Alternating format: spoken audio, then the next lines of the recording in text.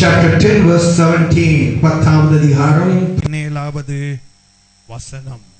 அவர் புறப்பட்டு வழியிலே போகையில் பின்பு அவர் புறப்பட்டு வழியிலே போய்க் கொண்டிருக்கும் போது ஒருவன் ஓடி வந்து அவருக்கு முன்பாக முழங்கால் படியிட்டு நல்ல போதகரே நித்திய ஜீவனை சுதந்தரித்துக் கொள்ளும்படி நான் என்ன செய்ய வேண்டும் என்று கேட்டான். அல்லேலூயா. ஜெபம் பண்ணுமா? எல்லாரும் ஜெபம் பண்ணுங்க. சின்ன பிள்ளைகள் பெரியவங்க எல்லாரும் ஜெபம் பண்ணுங்க.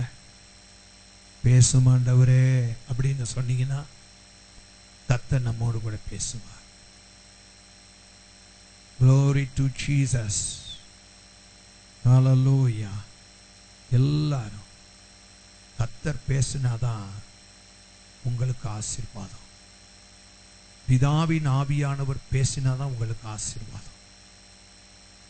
மனுஷனுடைய சத்தத்தை கேட்டு கேட்டு அழுத்து போயிருக்கிறோம். இந்த காலை வேளையில பாஸ்டருடைய சத்தம் அல்ல, ஓரமா சந்துனா ரீகாந்தியாசேனா கர்த்தர் நம்மோடு கூட பேசும்படியாக நம்ம எல்லாரும் ஜெபித்துக் கொண்டிருப்போம். நல்ல ஆண்டவரே, கிருபை மிகுந்தவரே, இரக்கம் உள்ளவரே, இன்றைக்கும் பேசுகிற தெய்வமே, ஆரோனை உடைய வாயை பயன்படுத்தி கர்த்தாவே மோசேயின் மூலமாய் பேசினவர், இந்த அருமையான நேரத்திலும் பிதாவினுடைய ஆவியானவர் அடிமையை நீர் பயன்படுத்தி பேசுவீராக. கர்த்தாவே, அடிமையின் நாவை நீர் தொடும், அக்கினி தழலால் பரிசுத்தமாக்கும். எஸ், என்னோடும் எங்களோடும் கர்த்தர் நீர் இடைப்பட செபிக்கிறேன். எங்கள் ஆசீர்வாதத்தின் தடைகள் எல்லாம் இயேசுவின் நாமத்தினால நிர்மூலமாக்கப்படுவதாக. தேவ பிரசன்னம் என்னை ஆளுகை செய்யட்டும், எங்களை ஆளுகை செய்யட்டும், எங்களுடைய சபையார்கள் அத்தனை பேரை ஆளுகை செய்யட்டும். ஆண்டவரே, ஜீவனுள்ள வார்த்தைகளை கேட்டு உம்முடைய பிள்ளைகள் உணர்வடையட்டும். கிருபை கூட இருப்பதாக இயேசுவின் நாமத்தில் பிதாவே, ஆமென். ஹல்லேலூயா, ஸ்தோத்திரம். வாசிங்க. பின்பு அவர் புறப்பட்டு வழியிலே போகையில் ஒருவன் ஓடி வந்து அவருக்கு முன்பாக முழங்கால் படியிட்டு, நல்ல போதகரே, நித்திய ஜீவனை சுதந்தரித்துக் கொள்ளும்படி நான் என்ன செய்ய வேண்டும் என்று கேட்டான். நான் என்ன செய்ய வேண்டும் என்று கேட்டான். அதற்கு இயேசு, நீ என்னை நல்லவன் என்று சொல்வானே, தேவன் ஒருவர் தவிர நல்லவன் ஒருவனும் இல்லையே. போதும். இயேசு கிறிஸ்து யூதேயாவின் எல்லைகளிலே வந்து ஊழியம் செய்து கொண்டிருக்கிறார். அந்த நேரத்தில் நீங்க பாத்தீங்கன்னா பல தரப்பட்ட ஜனங்கள் அவரிடத்திலே வந்து பல்வேறு விதமான ஆசீர்வாதங்களை பெற்றுக் கொண்டிருக்கும் போது, சிலர் அவரிடத்திலே வந்து பல காரியங்களை குறித்து பல உணர்வோடு ஆண்டவரோடு பேசிக் கொண்டிருக்கிறார்கள். எப்படி என்று சொன்னால், சிலர் இயேசு கிறிஸ்து கிட்ட குற்றம் கண்டுபிடிக்கிறதுக்காக சில கேள்விகளை கேட்டுக்கொண்டிருக்கிறார். சிலர் ஆசீர்வதிக்கப்பட வேண்டும் என்பதற்காக ஆண்டவரிடத்திலே வந்திருக்கிறார்கள். அதில் நீங்க பாத்தீங்கன்னு சொன்னா, விவாகரத்தை குறித்து ஒருத்தன் பேசிக்கிட்டு இருக்கிறான். தள்ளி விடுதல், மனைவியை தள்ளி விடுதல் என்பதை குறித்து பேசிக் கொண்டிருக்கிறான். இன்னும் நீங்க அதே பகுதியில் பார்த்தீங்கன்னா, இன்னும் ஒரு கூட்டம் தன்னுடைய பிள்ளைகளை இயேசு கிறிஸ்துவின் இடத்திலே கொண்டு வந்து அவரிடத்திலே ஆசீர்வாதத்தை பெறுவதற்காக அங்கே வருகிறார்கள். அவரிடத்திலே ஆசீர்வாதத்தை பெறுவதற்காக அங்கே வருகிறார்கள். இயேசு கிறிஸ்து ரொம்ப பிஸியா ஊழியம் செஞ்சுக்கிட்டு இருக்கிற நேரம் அது. ரொம்ப டைட் ஷெட்யூல் அவருக்கு. ஏன்னு கேட்டீங்கன்னா, அடுத்து ஜனங்கள் அவரிடத்திலே வந்து பல்வேறு விதமான காரியங்களை அவரிடத்திலே பகிர்ந்து கொண்டிருக்கிற நேரத்தில், புரியுதா, ஒருவன் பார்த்தீங்கன்னு சொன்னா நல்லா கவனிக்கணும். ஒருத்தன் உலக பிரகாரமான ஆலோசனையை கேட்க வந்திருக்கிறான். இன்னும் ஒருத்தன் தன்னுடைய பிள்ளை ஆசீர்வதிக்கப்பட வேணும்னு வந்திருக்கிறான். இந்த 17வது வசனத்துல பாத்தீங்கன்னு சொன்னா ஒரு ஐஸ்வர்யமான் ஆண்டவரிடத்திலே வருகிறான். ஒரு வாலிபமான ஒரு தம்பி, ஒரு மனுஷன், அவன் இயேசு கிறிஸ்துவினிடத்திலே ஓடி வருகிறான். ஓடி வந்து இந்த 17வது வசனத்துல ஒரு காரியத்தை கேட்கிறான். வாசிங்க. பின்பு அவர் புறப்பட்டு வழியிலே போகையில் ஒருவன் ஓடி வருகிறான். ஆமென். ஏன் ஓடி வர்றான்? ஓடி வர்றதுக்கு காரணம் உண்டு. நித்திய ஜீவனை கொடுக்க அவன் கேட்க வரான். மேலான ஒன்றை கேட்க வருகிறான். உலகத்துல ஒருவராலையும் கொடுக்க முடியாத ஒன்றுதான் நித்திய ஜீவன். ஆமென். உலகத்துல ஒருவராலையும் கொடுக்க முடியாது. அநேக காரியங்கள் பாத்தீங்கன்னா உலகத்துல எவராலையும் கொடுக்க முடியாதது இயேசு கிட்ட மட்டும்தான் கிடைக்கும். ஆமென். ஹல்லேலூயா. அவரிடத்துல மட்டும்தான் அது கிடைக்கும். வேற எங்கேயும் கிடைக்காது. ஆமென். வேற எங்கேயுமே கிடைக்காது. ஆகையினாலே அப்படி எங்கேயும் கிடைக்காததும் இயேசு கிறிஸ்து ஒருவரிடத்திலே மாத்திரம் கிடைக்கக்கூடியதுமான ஒரு மேலான ஒரு ஆசீர்வாதத்தை அவன் பெறுவதற்காக இயேசு கிறிஸ்துவினிடத்திலே அவன் வரல, ஓடி வந்தான். ஏன்னு கேட்டா அவர் போயிட்டார்னா நம்ம இழந்துரும். ஆமென். ஹல்லேலூயா. அவர் போயிட்டார்னா என்ன நடந்துரும்? அவர் போய்விட்டால் அவரிடத்திலே நாம் இதை பெற்றுக்கொள்ள முடியாது. அவரை நான் சந்திக்கிற இந்த நாள் தான் எனக்கு கிருபையின் காலம். ஆமென். என்ன சொல்ல மாட்டேங்கிறீங்க? ஹல்லேலூயா. ஆண்டவரை நான் சந்திக்கிறேன், ஆண்டவர் என்னோடு கூட பேசுகிற இந்த காலம்தான் எனக்கு கிருபையின் காலம். இந்த காலத்தை நான் விட்டுவிட்டால் அதற்கு பின்பு நான் மிகுந்த வேதனை அடைய வேண்டிய நிலைமை ஏற்படும். நான் நினைக்கிறேன் உன்னத பாட்டுல இவன் கொஞ்சம் உன்னத பாட்டெல்லாம் படிச்சவனா இருப்பானோ தெரியல. உன்னத பாட்டுல பாத்தீங்கன்னா ஒரு நாள் மணவாளன் வருகிறார். மணவாட்டி பாத்தீங்கன்னா வந்து இளைப்பாறுகிற நேரம். அது புரியுதா? இளைப்பாறுகிற நேரம். அப்பதான் வந்தா பாதரட்சிகளை எல்லாம் கலட்டி போட்டுட்டு பாதங்களை எல்லாம் கழுவி விட்டு என்ன செய்யறா? தன்னுடைய இரவு வஸ்திரத்தை உடுத்தி கொண்டு அவள் படுத்துட்டா. படுத்த உடனே பாத்தீங்கன்னா அங்க வந்து மணவாளன் என்ன செய்யறாரு? கதவை தட்டுறாரு. யாருன்னு கேட்கிறா. கேட்டா இவரை சொல்றாரு, நான் தான் யாரு தெரியுமா? உன் மணவாளன். ஆனா இவா என்ன தெரியுமா சொன்னா? நான் ஏற்கனவே என்னுடைய பாதரட்சிகளை எல்லாம் கலட்டிட்டேன், கால்களை எல்லாம் நான் சுத்தமாக்கிட்டேன். இப்ப நான் என்ன செஞ்சிட்டேன்? இளைப்பாற போகிறேன், இப்ப திறக்க முடியாதுன்ட்டா. ஆண்டவர் நம்மை தேடி வருவதும் ஒரு கிருபையின் காலம். ஆண்டவரை நமக்கு நாம் தேடி செல்லுவதற்கு தேவன் கொடுக்கிற வாய்ப்பும் ஒரு கிருபையின் காலம். ஆமென்.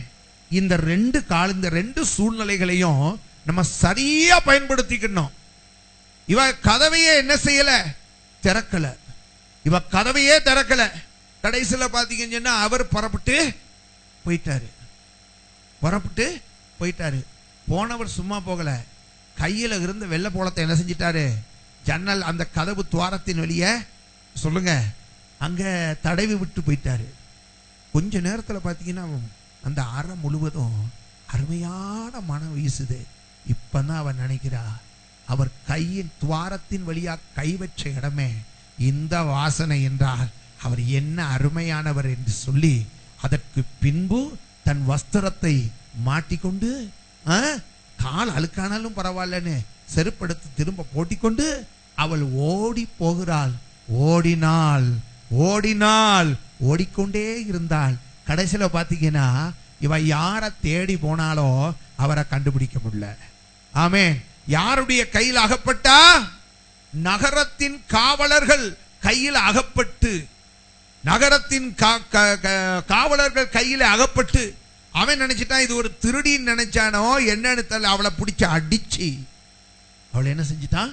பிடித்து அடித்து அத்தனை வேதனைகளையும் அனுபவிச்சுட்டான். ஆமென். கர்த்தர் நமக்கு கிருபையா கொடுத்திருக்கிற காலம். நாம் அவரை தேடி போகவில்லை, அவர் நம்மை தேடி வந்தார். இதைதான் வேதம் சொல்லுகிறது. நீங்கள் என்னை தெரிந்து கொள்ளவில்லை, நான் உங்களை தெரிந்து கொண்டேன். ஹல்லேலூயா. நம்ம ஆண்டவரை தேடி போகல. நம்ம எல்லாம் ஆண்டவரை தேடி போறதுக்கு முதல்ல வரவு செலவு எல்லாம் பார்த்தோம். அப்படிதானங்க? ஆண்டவர்கிட்ட போனோம்னு வச்சுக்கோ, இதெல்லாம் ஆகும், இப்படி எல்லாம் நடக்கும், இதெல்லாம் அகற்றணும், இதெல்லாம் அப்புறப்படுத்தணும். எப்படி சம்மதமா? நஷ்டம் இவ்வளவு இருக்கு, இதெல்லாம் கணக்கெல்லாம் பார்த்தோம்.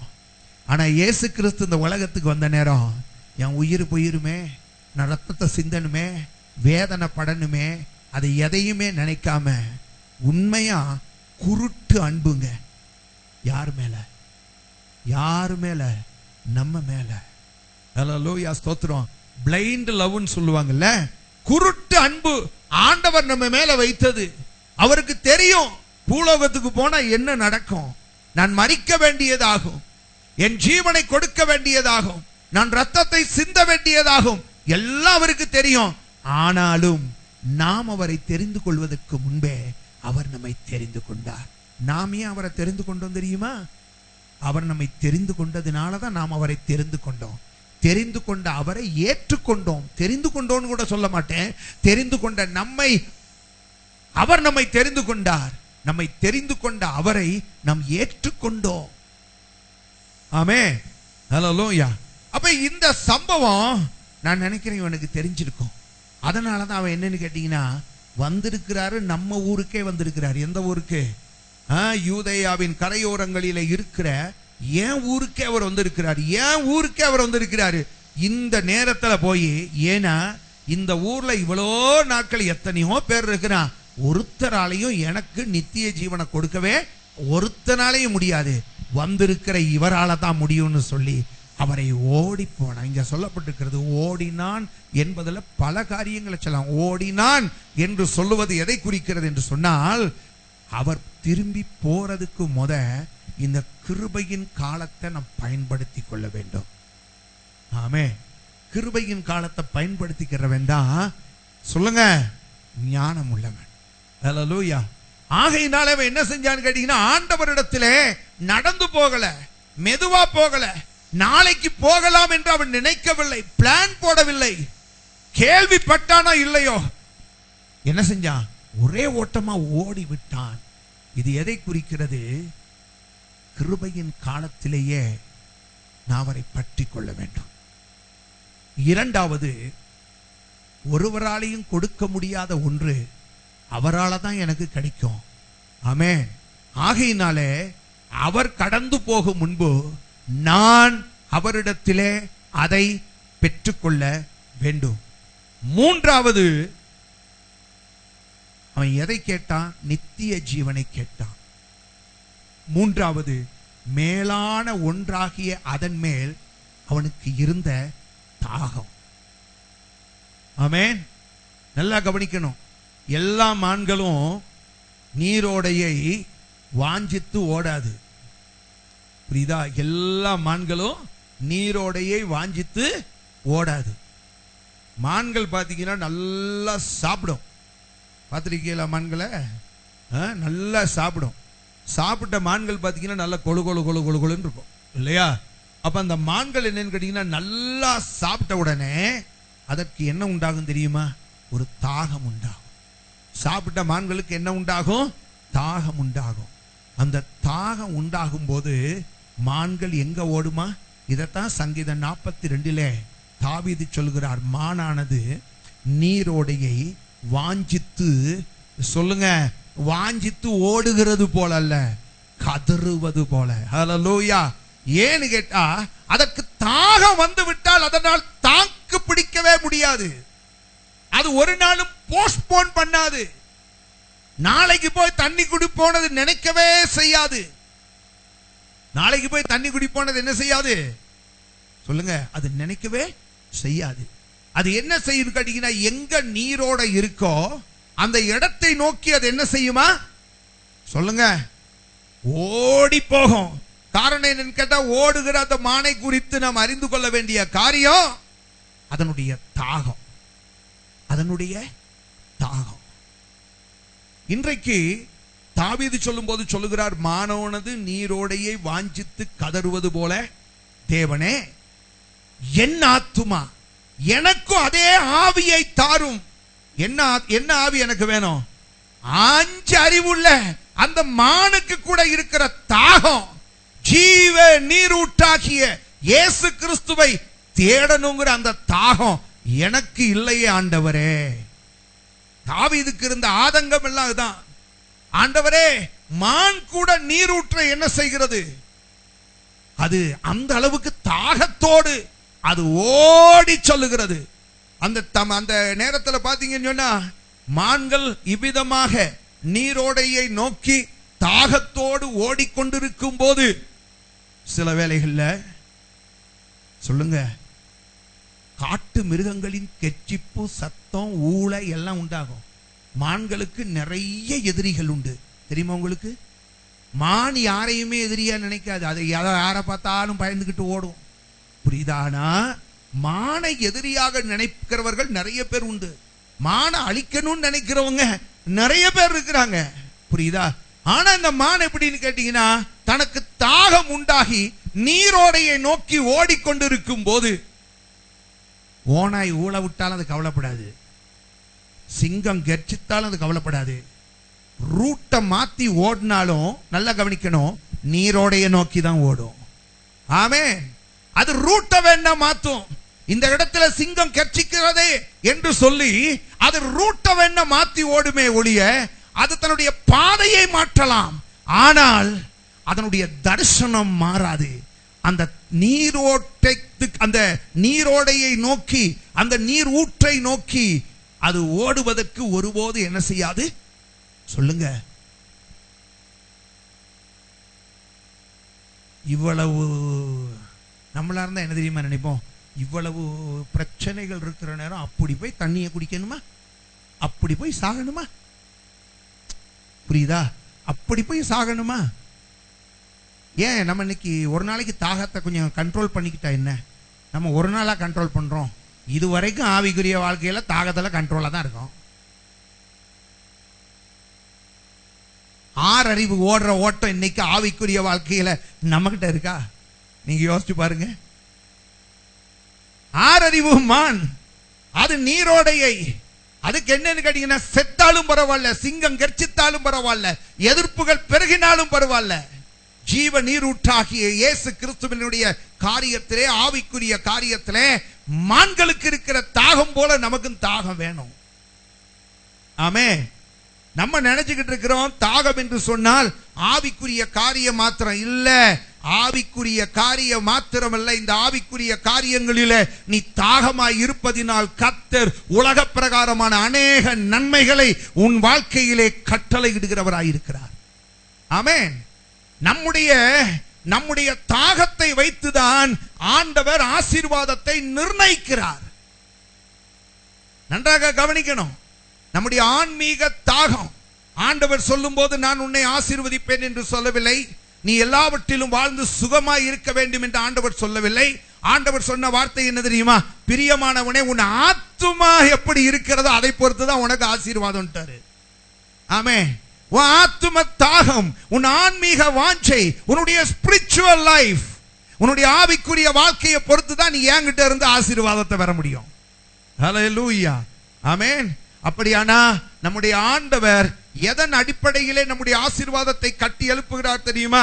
நம்முடைய ஸ்பிரிச்சுவல் லைஃப், நம்முடைய ஆவிக்குரிய வாழ்க்கையின், நம்முடைய ஆவிக்குரிய ஜீவியம் தான் கர்த்தர் நமக்கு கொடுக்கிற ஆசீர்வாதங்களின் அஸ்திவாரம். ஆமென். ஆவிக்குரிய வாழ்க்கையில நமக்கு ஒரு தாகம் இல்லை என்றால், அஸ்திவாரம் இல்லாத ஒரு காரியத்தின் மேல் கர்த்தர் கட்டடத்தை எழுப்ப மாட்டார். எத்தனை பேர் அதை விசுவாசிக்கிறீங்க? அதனாலதான் இவ்வளவு தாகமா இருக்கீங்களா? சொல்லுங்க. இன்னைக்கு நிறைய பேர் அப்படித்தானே இருக்கிறோம். நமக்குள்ள ஒரு தாகம் இல்லை. அதனாலதான் ஆசீர்வாதத்தையும் நம்மால பெற்றுக்கொள்ள முடியல. இவன் ஓடினான். இவன் என்ன செஞ்சானா? ஓடினான். புரியுதா? வேதம் என்ன தெரியுமா சொல்லி இருக்கு? நீங்க மத்தேயு 5வது அதிகாரம் 6வது வசனத்தில் ஆண்டவர் மலை பிரசங்கத்திலே சொல்லும் போது சொன்னார், என்ன சொன்னார் தெரியுமா? நீதியின் மேல் பசிதாகம் உள்ளவன் பாக்கியவான். இப்படி இருக்கா? நீதியின் மேல் நீதியின் மேல் என்று சொல்லும் போது ரைட் இன் காட் சைட், அதுதான் நீதி. ஆண்டவருடைய பார்வையில எது சரியோ அதுதான் நீதி. ஆமென். ஒரு ஆவிக்குரிய மனுஷன் எப்பயுமே எதன் மேல தாகமா இருப்பான் தெரியுமா? கர்த்தருடைய பார்வையில எது சரியோ அதுல தான் தாகம். ஆண்டவருடைய பார்வையிலே எது சரியோ அதன் மேலதான் தாகமாய் இருப்பவன் ஆவிக்குரியவன். இங்க என்ன சொல்லப்பட்டிருக்கிறது? நீதியின் மேல். நம்ம இப்படி விவரமா சொல்லுவோமே, கர்த்தருடைய பார்வையிலே எது சரியோ அதன் மேல் தாகமாய் இருக்கிறவன் ஆசீர்வதிக்கப்பட்டவன். அதுக்கு மேல பாத்தீங்கன்னா அவங்க சொல்லப்பட்டிருக்கிறது, அதன் மேல நமக்கு ஒரு தாகம் இருக்கணும். அதாவது ஆன்மீக காரியத்துல, ஸ்பிரிச்சுவல் வாழ்க்கையில நம்ம திருப்தி, நம்ம தாகமாய் இருக்கும் போது ஆண்டவர் அதற்கு சொல்லுகிறார் கேட்டீங்கன்னா, அவர்கள் திருப்தி அடைவார்கள். அவர்கள் எப்படி இருப்பார்கள் சொல்லுங்க? திருப்தி அடைவார்கள். நமக்குள்ள ஒரு தாகம் உண்டாகணும். புரியுதா? மான் பாருங்க, சாப்பிட்டாலே அதுக்கு ஒரு தாகம் உண்டாகும். நீங்க என்ன சாப்பிடல குறைவாவா இருக்கிறீங்க? நீங்க சொல்லுங்க. எவ்வளவோ வசனம் கேட்கறீங்க, எத்தனை ஆராதனை ஆராதிக்கிறீங்க, இவைகளை எல்லாம் உட்கொண்ட பிறகும் உங்களுக்குள்ள தாகமே வரலனா இது என்ன நாக்குனே தெரியலையா? சொல்லுங்க. நீங்க ஆவிக்குரிய வாழ்க்கையில எந்த நிலைமையில இருக்கீங்க? ஒரு தாகம் நமக்குள்ள. மான்களுக்கு சாப்பிட்ட உடனேயே ஒரு வெறியான தாகம் உண்டாகும். இத்தனை வசனங்களை உட்கொண்டோம், நமக்குள்ள ஒரு வைராக்கியமான தாகம் உண்டாகலனா சொல்லுங்க, மேலானதை ஒருபோதும் நம் வாழ்க்கையில பெற்றுக்கொள்ள முடியாது. நமக்கு ஒரு தாகம் வேணும். ஃபார் எக்ஸாம்பிள் நான் சொல்றேன், நான் அடிக்கடி சொல்றது உண்டு, நீ ஆராதனைக்கு தாமதமானால் உன் ஆசீர்வாதங்கள் எல்லாமே தாமதமாகும். நீ ஆராதனைக்கு தாமதமானால். ஏன் ஆராதனைக்கு தாமதமாகிறோம்? நீங்க சொல்லுங்க பாப்போம். ஒரு தாகம் இல்லை, ஒரு தாகம். ஆமென். நீங்க பாருங்க, மரியாளுக்கு தெரியாது, மகதலேனா மரியாளுக்கு தெரியாது இயேசு கிறிஸ்து உயிரோட கூட எழும்பி இருப்பார்னு. தெரியுமா? தெரியுமா? இல்ல. அதனாலதான் செத்தவங்களுக்கு, செத்தவர்களை கனப்படுத்துவதற்காக செலுத்த வேண்டிய தூபத்தை, செத்தவர்களுக்கு கனப்படுத்துவதற்காக செலுத்த வேண்டிய தூபத்தை எடுத்துக்கொண்டு, புரியுதா, அவ என்ன செய்கிறா? கல்லறைக்கு போகிறாள். எப்ப போக போறா? ஞாயிற்றுக்கிழமை விடிய காலையில போறா. நீங்க லூக்கா எழுதின சுவிசேஷத்துல நீங்க வாசிச்சு பாருங்க, சனிக்கிழமையிலேயே அவள் என்ன செய்தா தெரியுமா? சொல்லுங்க. அவ ஆயத்தப்படுத்துறா. சனிக்கிழமையிலேயே அவ ஆயத்தப்படுத்துறா. எதை ஆயத்தப்படுத்துகிறா? சொல்லுங்க. தூப வர்க்கத்தை எதெல்லாம் இடிக்கணும், எதெல்லாம் பொடிக்கணும், எதெல்லாம் தூளாக்கணும், அங்க கொண்டு போய் என்ன செய்யப்படாது? அங்க போய் உட்கார்ந்துக்கிட்டு கல்லறை பக்கத்துல சொல்லுங்க பாட்டி வெத்தலை அடிக்கிற மாதிரி அடிச்சுக்கிட்டு கூடாது. இங்கேயே அது எப்ப? முதல் நாளே அவளுக்கு என்னன்னு கேட்டீங்கன்னா, ஆண்டவர் சமூகத்துக்கு போய் அடுத்த காரியங்களை செஞ்சுக்கிட்டு இருந்து அவரை தரிசிக்க முடியாமல் போய்விடக் கூடாது. ஆகையினாலே முதல் நாளே அவள் ஆயத்தப்படுத்துகிறாள் என்று சொன்னால், அவ யாருக்கிட்டையும் சொல்ல, நான் ஆண்டவரை பார்க்கிறதுக்காக ரொம்ப தாகமா இருக்கிறேன், ஆராதிப்பதற்காக தாகமா இருக்கிறேன்னு சொல்லல. அவ செய்த காரியங்களை வைத்தே நீங்களும் நானும் அறிந்து கொள்ள முடியும். அவ அந்த அளவுக்கு ஆண்டவரை பார்ப்பதற்கு அவள் சொல்லுங்க தாகத்தோட இருந்தா. இவ்வளவுக்கு அவ பார்க்கணும்னு நினைச்சது, தன்னிடத்தில் இருந்த பிசாசுகளை எல்லாம் துரத்தி விடுதலை கொடுத்த இயேசு கிறிஸ்துவினுடைய உயிருள்ள இயேசுவை அல்ல, மரித்த இயேசுவையாவது பார்க்கணும் அப்படிங்கிற ஒரு தாகம் அவளுக்குள்ளே இருந்தது. புறப்பட்டு போனால் எப்ப போன தெரியுமா? சொல்லுங்க. வசனம் சொல்லி இருக்கு, அதிகாலையில. அந்த வார்த்தை ரொம்ப முக்கியம். அதிகாலையில இருட்டோடே. ஆமே. அப்படியானா இயேசுவை பார்க்க வேண்டும். புரியுதாங்க? தனக்கு விடுதலை கொடுத்த இயேசுவை, தனக்கு ரட்சிப்பை கொடுக்க வந்த இயேசுவை, தனக்காக சிலுவையிலே மரிக்க வந்த இயேசுவை, என்னுடைய விடுதலைக்கு காரணமான இயேசுவை, எனக்கு நன்மை செய்த இயேசுவை நான் பார்க்க வேண்டும் என்பதில் தாகம் அவளுக்கு இருந்தது. எப்படி இருந்துச்சா? அதிகாலையில இருட்டோடே. புரியுதா? அதிகாலையில இருட்டோடே. நான் என்ன சொல்றேன், மானுக்கு தடை இருந்தது போல மரியாள் கூட போன ஸ்திரீகளுக்கும் தடைகள் இருந்திருக்கும். ஏமா இந்த நேரமா போற? புரியுதா? இயேசு கிறிஸ்துவுக்கு விரோதமாய் இருந்த போர் சேவகர்கள் எல்லாம் அங்க இருக்கிறாங்க. தெரியுமில்ல உனக்கு? எவன் இருந்தாலும் சரி அவரை நாம் பார்க்கணும். அப்ப 42வது சங்கீதத்துக்கும் இந்த லூக்கா எழுதின சுவிசேஷத்திலே உள்ள இந்த மகதிலே நாம் மரியாளுக்கு இடையில எந்த வித்தியாசமும் கிடையாது. போர் வீரர்கள் இருப்பார்கள், ராயர்களின் படைகள் அங்க இருக்கும். எவன் இருந்தாலும் எனக்கு கவலை இல்லை, என் ஆண்டவரை நாம் பார்க்கணும். ஐயோ, உன்னை பிடித்தால் உன்னையும் சிலுவையில் அறைவார்கள், அதை குறித்து நான் கவலைப்படவில்லை, என் ஆண்டவரை நான் பார்க்க வேண்டும். ஹல்லேலூயா! அவளுடைய உள்ளத்தில் அப்படிப்பட்ட ஒரு தாகம், அப்படிப்பட்ட ஒரு தாகம். சரி, போனா யாரை பார்க்கணும்னு போனா மரித்த இயேசுவை பார்க்கணும்னு போறா. அங்க கல்லறை பாத்தீங்கன்னா திறந்திருக்கு. கல்லறை திறந்திருக்கு. அவ சொல்லிட்டு போறா என்னன்னு கேட்டீங்கன்னா, நானே ஒரு பொம்பளை, இவர் செத்ததுல இருந்தே சாப்பிடல, நானு ரொம்ப வீக்கா இருக்கிறேன், எனக்காக யாராவது அந்த கல்லறையை திறந்து கொடுத்தா நான் அவரை பார்ப்பனே. அப்படிதான் அவ எண்ணிக்கிட்டு போறா, அவ சொல்லிக்கிட்டு போறா. யாராவது ஒருவர் அந்த கல்லறைக்கு முன்பாக இருக்கிற பெரிய கல், அது பெரிய கல், அந்த கல்லை யாராகிலும் எனக்காக புரட்டி கொடுத்தா நான் அவரை பார்த்து இந்த தூபத்தை எல்லாம் செலுத்தி விடுவேனே என்கிற தாகத்தோட கூட போறா. அங்க போன இடத்துல என்ன தெரியுமாச்சு? இவளுக்காக ஏற்கனவே கல் புரட்டப்பட்டு இருந்தது. அந்த கல் புரட்டப்பட்டு இருந்ததுக்கு காரணம் என்ன தெரியுமா?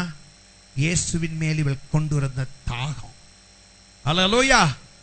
நீ கிறிஸ்துவண்டையிலே நெருங்கக்கூடாதபடிக்கு, கிறிஸ்துவினுடைய நிறைவான ஆசீர்வாதத்தை பெற்றுக்கொள்ளக்கூடாதபடிக்கு, கர்த்தர் உனக்கு நியமித்ததை நீ சுதந்தரித்துக் கொள்ளக்கூடாதபடிக்கு, உனக்கு விரோதமாய் எவ்வளவு பெரிய தடைகள் இருந்தாலும் அதை ஒன்னால உருட்டி போட முடியாது. ஆனால் கர்த்தர் பேரில் நீ கொண்டிருக்கிற தாகம் இருக்கிறதே, அந்த தாகத்தினால் அந்த பெரிய கல்லை, அந்த பெரிய தடையை உனக்காக உருட்டி போடுவதற்கு, உனக்காக புரட்டி போடுவதற்கு, நீ பெற்றுக்கொள்ள வேண்டிய ஆசீர்வாதத்தை பெற்றுக்கொள்வதற்கு தடையாயிருக்கிற எவ்வளவு பெரிய கல்லாய் இருந்தாலும் அதை அகற்றுவதற்கு ஆண்டவர் உனக்காக ஒரு தூதனை அனுப்புவார். கர்த்தர் அதை செய்வார். ஆனா செய்திகளை கேட்கிறோம், ஆசீர்வாதமான செய்திகளை கேட்ட செய்திகளின் பிரகாரம் கற்கள் புரட்டப்படாமல் இருப்பதற்கு காரணம் வேற யாருமல்ல, கர்த்தர் கிரியை செய்யாதவர் அல்ல, கர்த்தர் கிரியை செய்வதற்கு ஆயத்தமாயிருக்கிறார். ஆனா உன்னுடைய அசட்டையான தன்மைகள், தாகமில்லாத ஒரு கிறிஸ்தவ வாழ்க்கை, வறண்டு போன ஒரு கிறிஸ்தவ வாழ்க்கை, இந்த கிறிஸ்தவ வாழ்க்கை தான் கர்த்தர் உனக்காக கற்களை புரட்ட முடியாதபடிக்கு தடையாயிருக்கிறது. ஹல்லேலூயா! ஆண்டவர் மகதலேனா மரியாளுக்கு மாத்திரமல்ல, அவளுக்கு விலையேற பெற்ற ரட்சிப்பை கொடுத்த ஆண்டவர் உனக்கும் அந்த விலையேற பெற்ற ரட்சிப்பை கொடுத்திருக்கிறார். ஹல்லேலூயா! வித்தியாசம் என்ன? அவரிடத்திலிருந்து ரட்சிப்பை பெற்றுக்கொண்ட நமக்கு அந்த மகதலேனா மரியாளை போல ஒரு தாகம் நமக்குள்ள இல்லை. நமக்குள்ள அந்த தாகம் இருந்துச்சுன்னு வைங்க, நமக்காக கர்த்தர் நிச்சயமாய் அந்த கல்லை புரட்டுவது நிச்சயம். ஆமென். நீ பெற்றுக்கொள்ள கூடாதபடிக்கு தடையாய் இருக்கிற அந்த கல்லை புரட்டுவதற்கு கர்த்தர் ஒரு தூதனை, தெய்வீக தூதனை தேவன் நிச்சயமாய் உனக்காக அனுப்புவார். இவள் நினைத்து போனது மரித்த இயேசுவை நான் பார்க்க வேண்டும் என்று சொல்லி. ஆனால் அவளுடைய தாகத்தை கண்ட ஆண்டவர் பின்னால வந்து நீனே மரியாளே அப்படின்னு கூப்பிட்டார். ஆமே. இவ திரும்பி பார்த்துட்டு கேட்கிறா, தோட்டக்காரன் நினைச்சு உள்ள இருந்த சரீரத்தை காணுமே, நீ எதுவும் தூக்கிட்டு போனியா? திரும்பவும் சொல்றாரு, மரியாளே. எங்கேயோ கேட்ட சத்தம் ஐயா, அடிக்கடி கேட்ட சத்தம், என்னோடு பேசின சத்தம். புரிந்து கொண்டால் இவர் தான் இயேசு என்று. ஹல்லேலூயா. இவ பார்க்க போனது மரித்த இயேசுவை, ஆனால் அவள் அனுபவித்தது உயிர்த்தெழுந்த இயேசுவை. நீ எண்ணுவதற்கும் வேண்டுவதற்கும் மிகவும் அதிகமான காரியத்தை கர்த்தர் உன் ஜீவியத்துல செய்யணும்னா மரியாளுக்குள்ள இருந்த தாகம் உன் உள்ளத்துக்குள்ள இருக்கணும். ஹல்லேலூயா, ஸ்தோத்திரம். ஆமென். நீ அறியாதது எட்டாததுமான காரியங்களை அறிவிப்பேன் என்று சொல்லி எரேமியா 33:3 எடுத்து வச்சு வச்சு வச்சு வச்சு ஜெபம் பண்ணா காரியம் நடக்காது.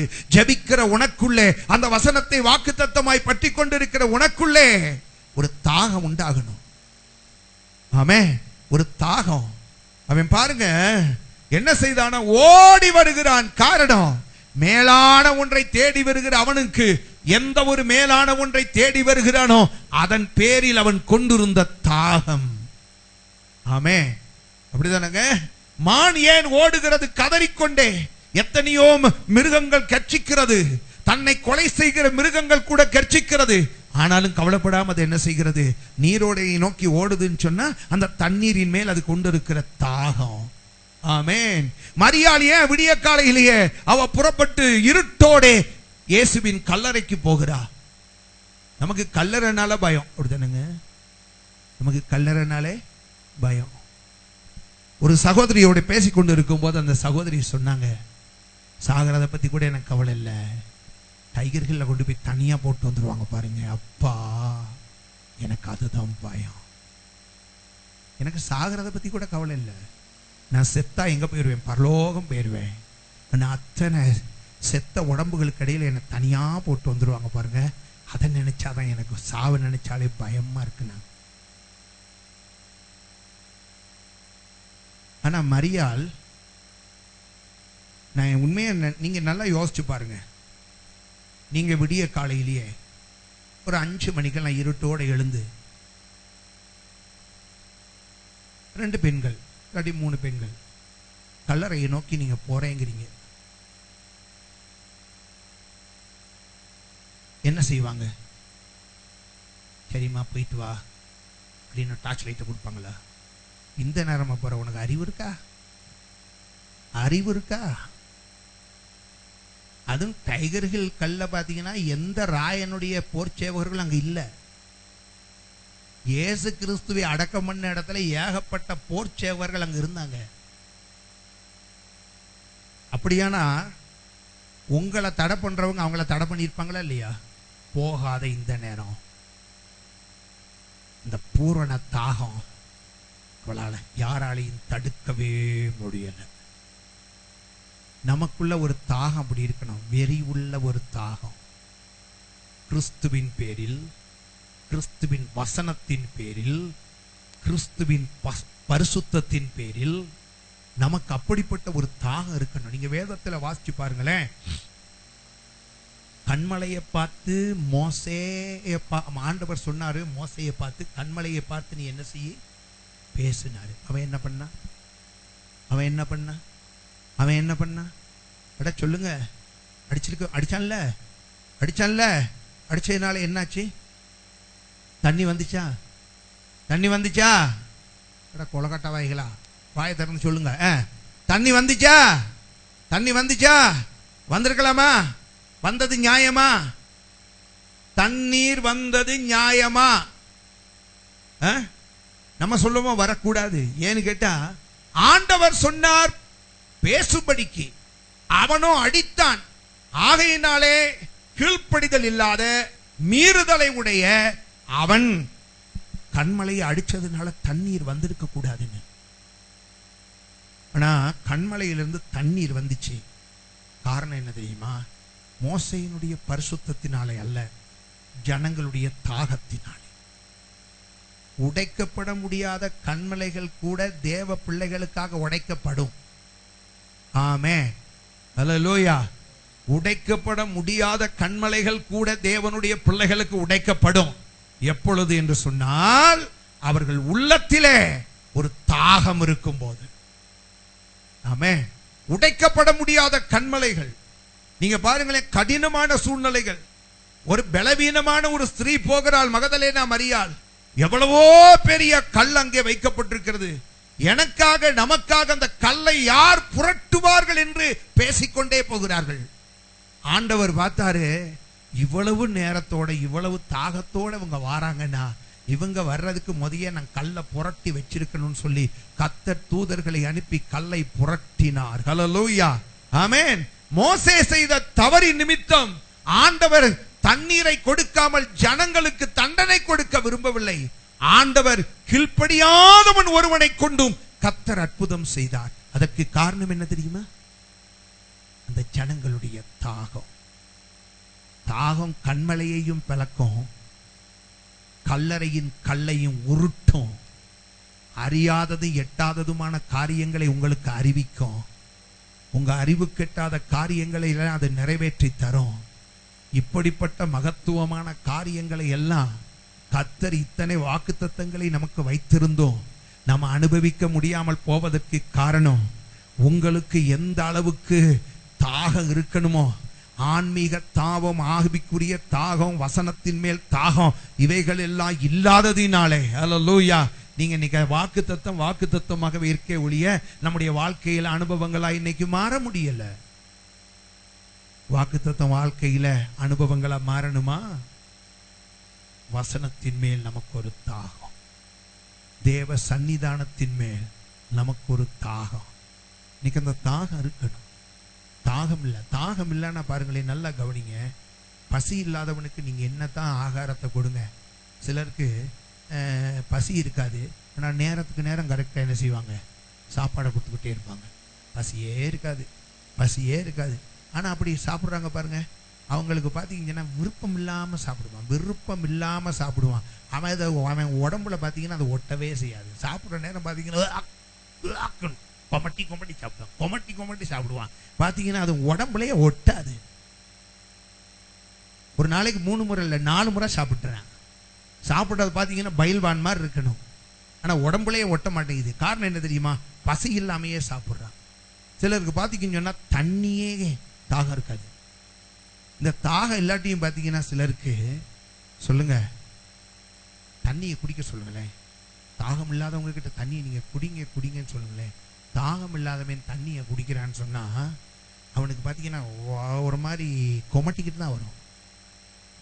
அப்படித்தானுங்க, கொமட்டிக்கிட்டு தான் வரும். காரணம் என்னன்னு கேட்டீங்கன்னா, தாகம் இல்லாம தண்ணீர் குடிக்க முடியாது.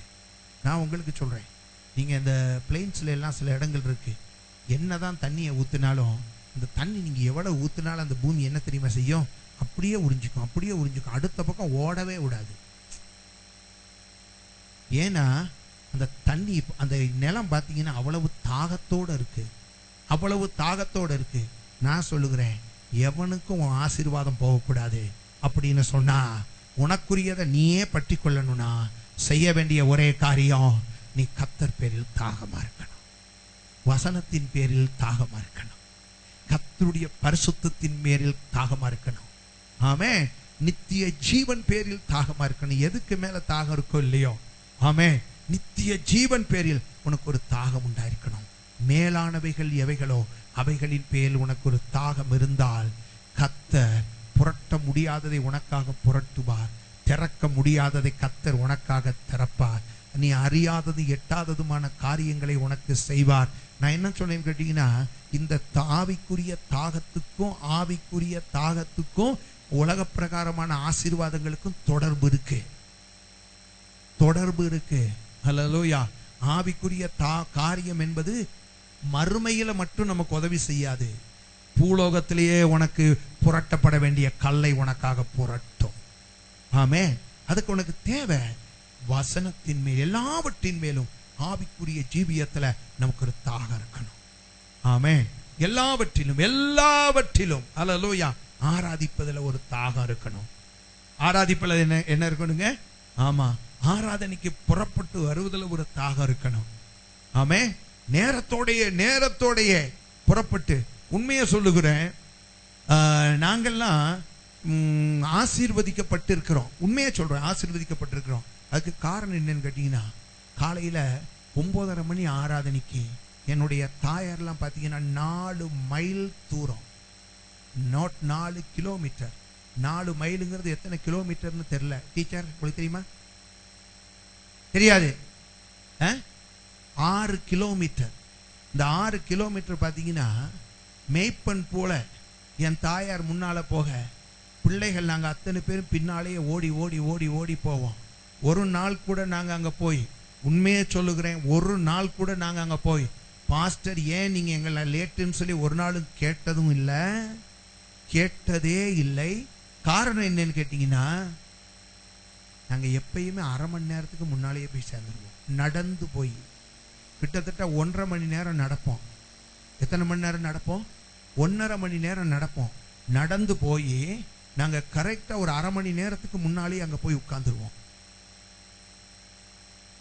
தாகம் எல்லாவற்றிலையும். உங்களுக்கு இதே மாதிரி தாகம் வேணும். ஆவிக்குரிய தாகம் எல்லாவற்றிலையும் இருந்தா ஆசீர்வாதங்கள் ஒருபோதும் உங்களுக்கு தாமதம் ஆகாது. ஆமே. ஒரு நாளும் உங்களுக்கு ஆசீர்வாதங்கள் தாமதம் ஆகாது. ஆமே. அல்லேலூயா. அடைக்கப்பட்ட கற்கள் அடைக்கப்பட்ட மாதிரியே இருக்காது. ஒருவரும் உங்களுக்கு உதவி செய்யாம இருக்க மாட்டாங்க. கர்த்தர் உலகத்துல நீங்க எதிர்பார்த்திராத ஒரு நிலைமையில ஒரு தேவ தூதனையாவது அனுப்பி உங்களுக்காக கற்களை கர்த்தர் புரட்டி போட வைப்பார். அந்தரங்கத்துக்குள்ள இருக்கிற ஆண்டவர் வைத்திருக்கிற ஆசீர்வாதங்களை நீங்கள் எளிதாய் காண சுதந்திரிக்கக்கூடிய வகையில கர்த்தர் காரியங்களை செய்வார். அதற்கு தேவை உங்க உள்ளத்துல ஒரு ஆவிக்குரிய தாகம். ஆமே. நீங்க வேதத்துல நான் ஏற்கனவே ஒரு 2 மாசத்துக்கு முதல்ல பிரசங்கம் பண்ணேன். இயேசுநாதர் அந்த குறிப்பிட்ட வனாந்தரத்துக்கு தான் போறாரு. அவர் ரெஸ்ட் எடுக்க தான் போறாரு, சாப்பிட தான் போறாருன்னு ஜனங்கள் தெரிந்து என்ன பண்ணாங்க தெரியுமா? இயேசுநாதர் அங்க போறதுக்கு முதலையே இவங்க ஷார்ட் ரூட்ல ஓடி போய் அங்க உட்காந்துக்கிட்டாங்க. நான் கதை சொல்லல, நீங்க பைபிள்ல நீங்க எடுத்து வாசிச்சு பாருங்க. அப்படிதான் சொல்லி இருக்கு. அதாவது மார்க் 6:33 வாசிங்களே.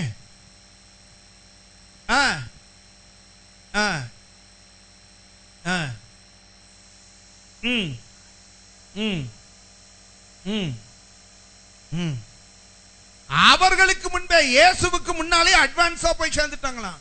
எங்க எங்க வனாந்தரமான இடத்துக்கு. நம்ம அவ்வளவு அட்வான்ஸா இருக்கணும். அல்லேலூயா. நம்ம அவ்வளவு அட்வான்ஸா இருக்கணும். இயேசு போறதுக்கு மூலையே நம்ம போயிடணும். ஆமென்.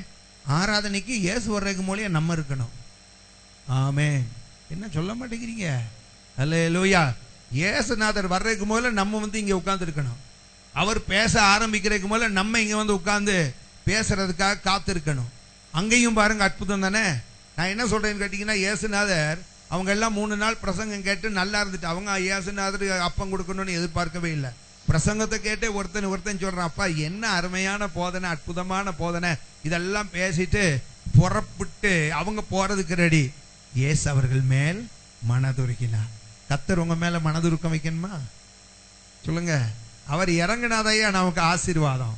இதைத்தான் தாவீது சொல்கிறார், அவர் கைகளை விரித்தால், அவர் கைகளை விரித்தால், ஆண்டவர் கைகளை விரித்தால் நாம் என்ன செய்வோம்?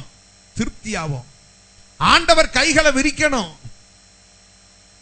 கர்த்தர் கைகளை விரிச்சா நம்ம திருப்தி ஆவோம். கர்த்தர் கைகளை விரிச்சாதான் நம்ம திருப்தி ஆவோம்.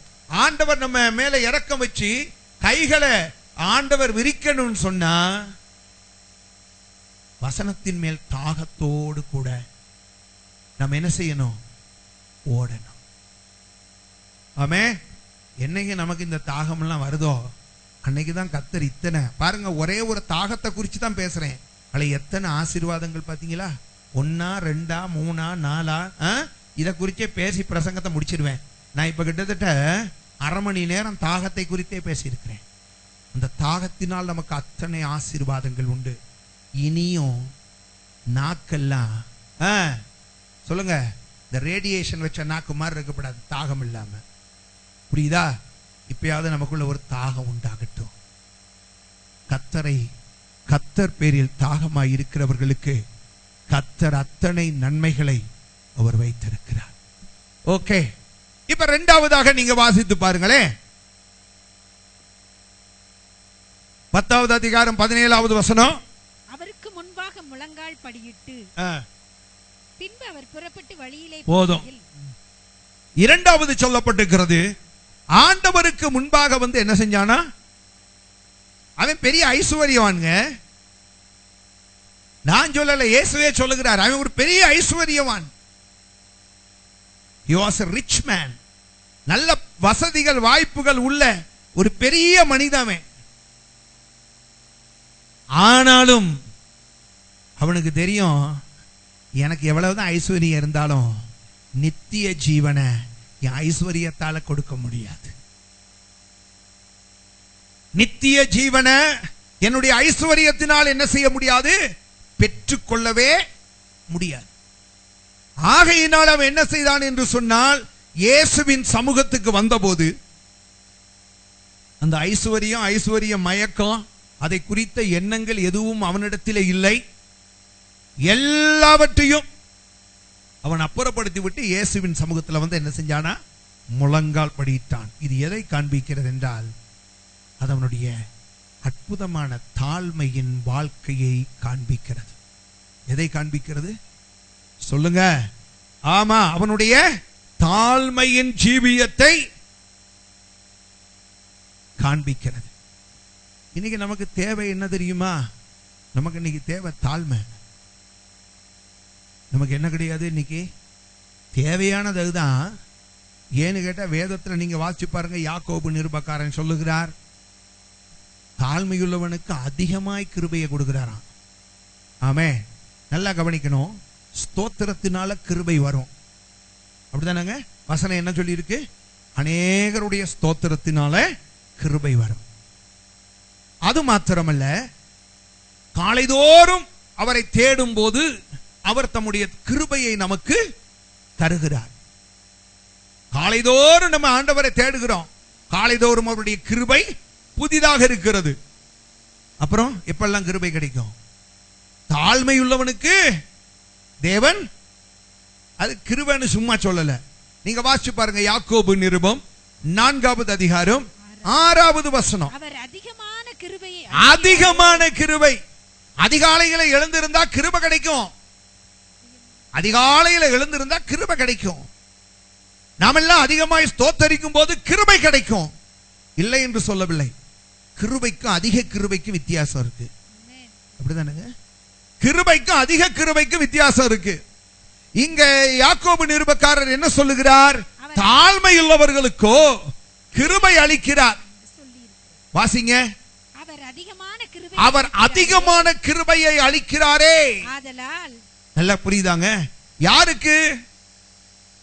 தாழ்மையுள்ளவர்களுக்கு ஆண்டவர் அதிகமான கிருபை அளிக்கிறார். ஸ்தோத்திரத்தினால கிருபை கிடைக்கும், அதிகாலையில் அவரை தேடும் போது கிருபை கிடைக்கும், எல்லாம் உண்டு. ஆனால் அவர்களுக்கு கிடைக்காத குவான்டிட்டி ஆஃப் கிரேஸ், ஆமென், அளவு எப்படின்னு கேட்டீங்கன்னா, தாழ்மை உள்ளவர்களுக்கு அதிகமான கிருபையை கொடுக்கிறார். ஹல்லேலூயா, ஆமென். அதிகாலையில தேடுகிறவர்களுக்கு கிடைக்கிற கிருபைக்கும் தாழ்மையுள்ளவர்களுக்கு கிடைக்கிற கிருபைக்கும் குவாலிட்டி ஒண்ணுதான், ரெண்டும் கிருபை தான். ஆனா குவான்டிட்டி, அளவு வித்தியாசம். ஐயா, அதிகமான கிருபை, இன்னும் சொல்லுவோமே அளவில்லாத கிருபை யாருக்கு? யாருக்கு? தாழ்மை உள்ளவனுக்கு. ஆமென், தாழ்மை உள்ளவனுக்கு. இவன் ஓடி வந்து என்ன செஞ்சானா சொல்லுங்க? முழங்கால் படியிட்டு. முழங்கால் படியிட்டு. இது எதை காண்பிக்கிறது என்றால், அந்த மனுஷனுடைய தாழ்மையை காண்பிக்கிறது. எதை காண்பிக்கிறது? தாழ்மையை காண்பிக்கிறது.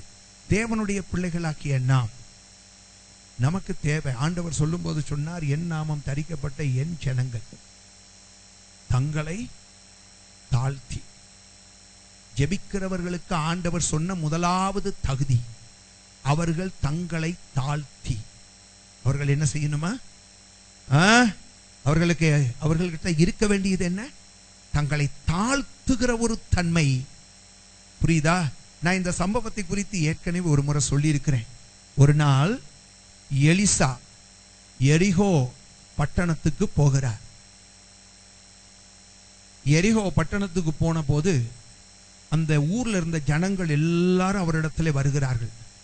வந்து எலிசா ஒரு தேவனுடைய மனுஷனாய் இருந்ததினாலே அவரிடத்துல சொல்லுகிறார்கள், ஐயா, நீர் வந்திருக்கிற, நாங்கள் குடியிருக்கிற இந்த ஊர் ரொம்ப அருமையான ஊரியா, ரொம்ப அருமையான ஊர், அருமையான ஊர்.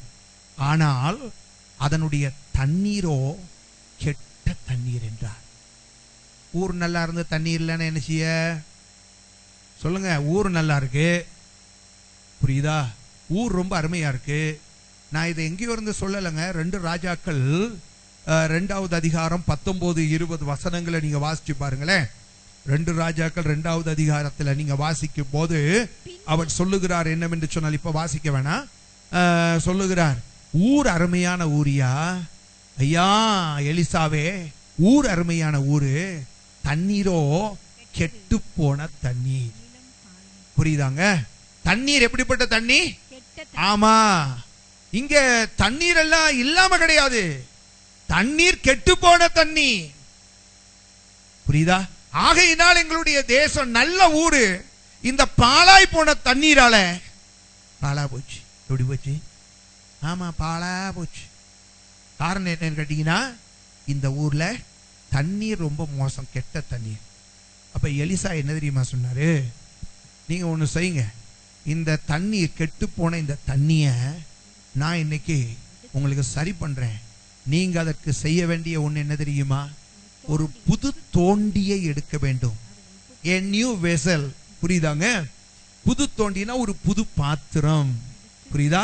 புது பாத்திரம் ஒன்றை நீங்கள் எடுத்து அதற்குள்ளே உப்பை போட வேண்டும். எதை போடணும்? உப்பு. உப்பு. புரியுதா? அதற்குள்ளே நீங்க என்ன செய்யணும்? உப்பை போட வேண்டும். அது எப்படிப்பட்ட உப்பா இருக்கணும்? சாரமுள்ள உப்பா இருக்கணும். எப்படிப்பட்ட உப்பா இருக்கணும்? சாரமுள்ள உப்பா இருக்கணும். அப்ப சாரமுள்ள உப்பை போட்டு அதுக்கப்புறம் அந்த தோண்டியோட என்ன செஞ்சா? தண்ணிக்குள்ள விட்டாங்க. தண்ணிக்குள்ள போட்ட உடனே அந்த தண்ணி எப்படி ஆயிடுச்சு தெரியுமா? சொல்லுங்க. ஆரோக்கியமாய் ஆரோக்கியமாய் அந்த தண்ணீர் மாறியது. அந்த தண்ணீர் என்ன செஞ்சிருச்சீங்க? மாறியது. இதை சொல்லிக்கிட்டே வர்ற நேரம் தான் ஆண்டவர் சொல்லும் போது சொல்லுகிறார், நம்ம இந்த பூலோகத்துல எப்படி இருக்கணுமா? உப்பாக இருக்கணும். ஆமா, அல்லேலூயா. பாழா போன உலகம் இது பாழாய் போன உலகம். புரியுதாங்க? ஆண்டவர் ஒரு குறையுமே இல்லாமல் உருவாக்கினார். பிசாசு இதை கெடுத்து என்ன செஞ்சான்? வெறுமையாக்கி விட்டான், பாழாய் போக செய்து விட்டான். இன்னைக்கு இந்த உலகம் எப்படி இருக்கு? பாழாய் போன உலகம். அப்படிதானுங்க? இந்த பாழா போன உலகத்துல ஆண்டவர் உங்களையும் என்னையும் தான் புது தோண்டியில உப்பாக வைத்திருக்கிறார். என்ன சொல்ல மாட்டீங்களா? ஹல்லேலூயா. ஆண்டவர் இந்த உலகத்துல நம்மளை எப்படி வைத்திருக்கிறாருங்க? உப்பா வச்சிருக்கிறாரு. எப்படி வச்சிருக்கிறாரு? உப்பாக வைத்திருக்கிறார். ஹல்லேலூயா. புரியுதாங்க? நல்லா கவனிக்கணும்.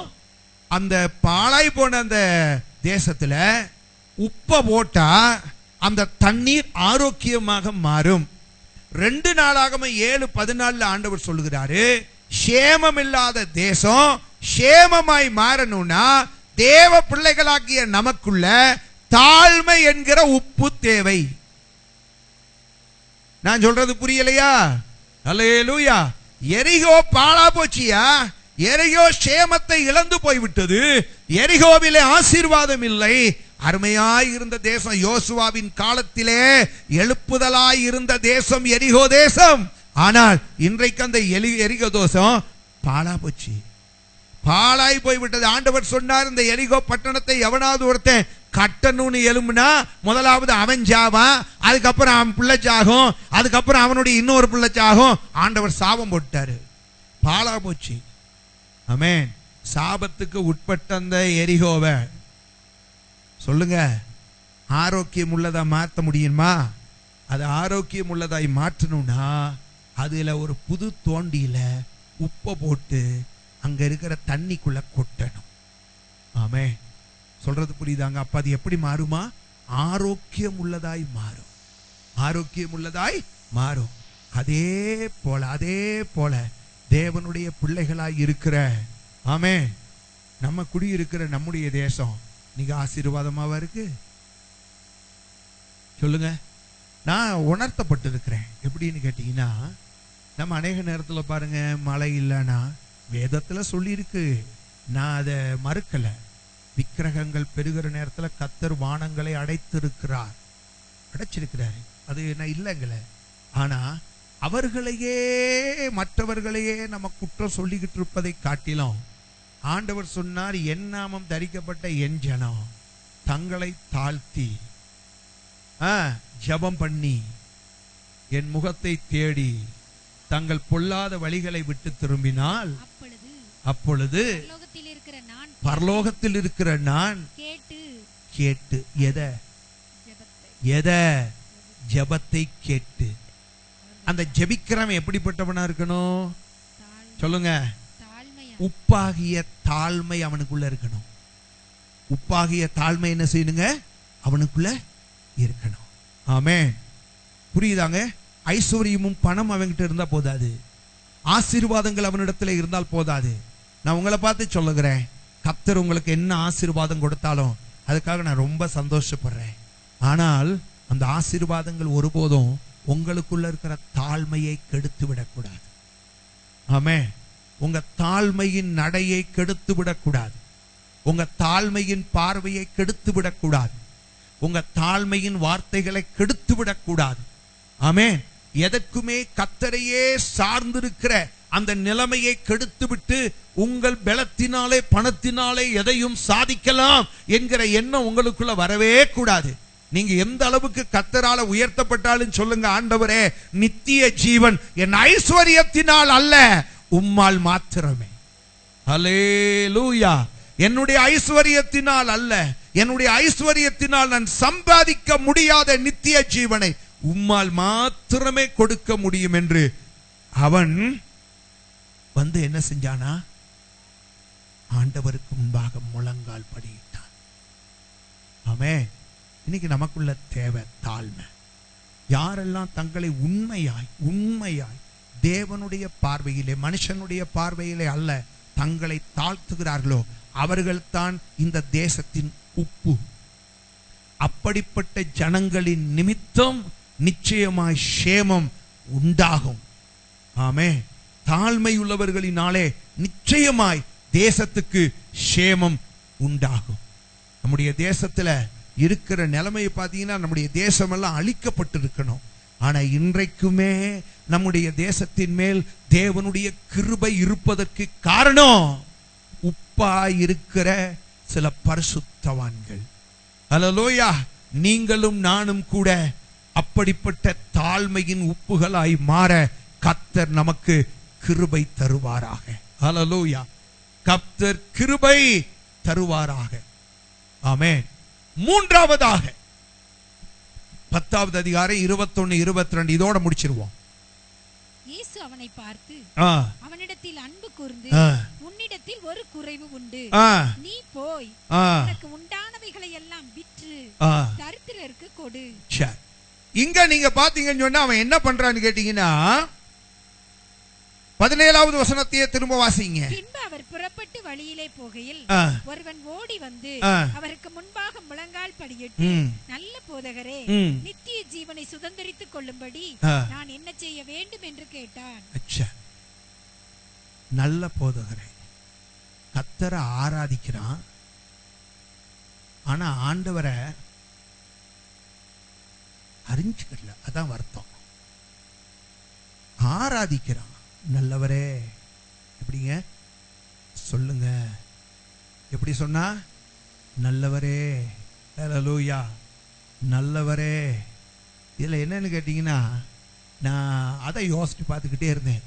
இயேசு சொல்றாரு பாருங்க, இப்ப உங்களை எல்லாம் பார்த்து ஒரு ஆளு நல்லவரே அப்படின்னு என்ன செய்வீங்க? அப்படியே மனசுக்குள்ளேயே அப்படியே ஒரு உச்சி குளிரும் பாருங்க. ஆஹா, அடுத்த நாள் கோல்டே பிடிச்சிடும். நல்லவரே அப்படின்னா இயேசுடைய தாழ்மை இருக்கு பாருங்க. அவர் சொன்னாரு, என்னை நீ நல்லவன் என்று சொல்வானே, தேவன் ஒருவர் தவிர அவர் ஒருத்தர் தாயார் நல்லவர். ஆமென். என்ன தாழ்மை தெரியுமா இயேசு? இந்த இயேசுடைய தாழ்மைக்கு நிகரான தாழ்மை எதுவுமே இல்லை. அவரு சங்கீதம் 22ல அவர் சொல்லும் போது ஒரு வார்த்தை சொன்னார். இந்த சங்கீதம் 22 நீங்க பாத்தீங்கன்னா அது இயேசு கிறிஸ்துவினுடைய மரணத்தை குறித்த ஒரு தீர்க்க தரிசன சங்கீதம். எது என் மனசுல வர்றதுனால நான் இப்ப அதை சொல்றேன்.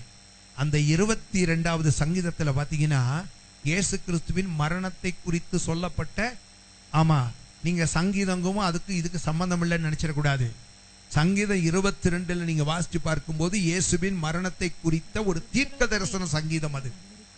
அந்த இயேசு கிறிஸ்து தனக்கு இனிமேல் சிலுவையில என்ன அந்த பாடுகள் எல்லாம் வரப்போகிறது என்பதை முன்கூட்டியே தாவீதின் மூலமாய் சொல்லிவிட்டார். அந்த 22:6 அவர் சொல்லும் போது என்ன சொன்னார் தெரியுமா? நானோ ஒரு புழு, மனுஷன் அல்ல. ஹல்லேலூயா. நானோ ஒரு புழு, நான் மனுஷன் அல்ல. நான் என்ன சொல்றேன் கேட்டீங்கன்னா, இயேசுவே தன்னை ஒரு புழுன்னு சொல்ற நேரம் நீங்களும் நானும் புழுவை காட்டிலும் மேலானவர்களா? சொல்லுங்க. இயேசுவே என்ன தெரியுமா சொல்றாரு? நானும் ஒரு புழு. அப்ப நீங்களும் நானும் என்ன சொல்லலாம்? பிரின்சி சொல்லு.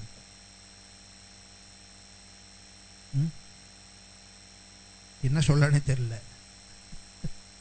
என்ன சொல்லன்னு தெரியல. அதுக்கு கீழே என்ன இருக்குன்னு அடுத்த வாரம் ஆராய்ஞ்சிட்டு வாங்க. நானும் ஒரு புழு.